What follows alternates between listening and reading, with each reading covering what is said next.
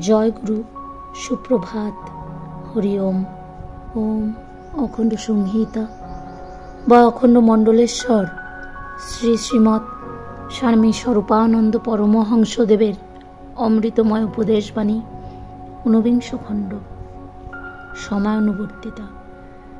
ধ্যান উপাসনাতে যেমন সময়ানুবর্তিতা রক্ষা করা প্রয়োজন, মলমূত্র ত্যাগের বেলাও তাহা তেমনি একান্ত আবশ্যক। শয্যাত্যাগ, নিদ্রা নিগমন প্রভৃতি ব্যাপারেও সময়ানুবর্তিতা অত্যন্ত প্রয়োজনীয়।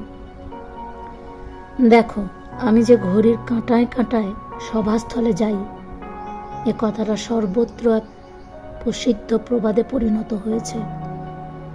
তুচ্ছ এই একটি ব্যাপারে সময়ানুবর্তিতা রক্ষা করতে সমর্থ হওয়ার দরুন আমার অন্যান্য সকল কাজ আমি ঠিক সময় মতন করে যেতে পারছি।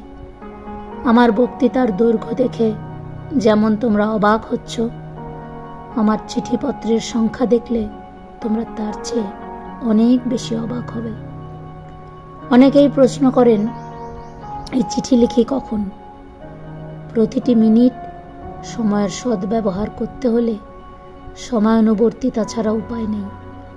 সময় মতন জাগবে, সময় মতন ঘুমাবে, সময় মতন উপাসনা করবে, সময় মতন করবে ব্যায়াম ও খেলাধুলা, সময় মতন পড়বে, সময় মতন বিশ্রাম করবে।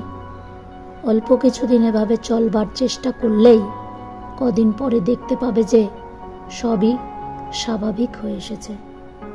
হরি ওম।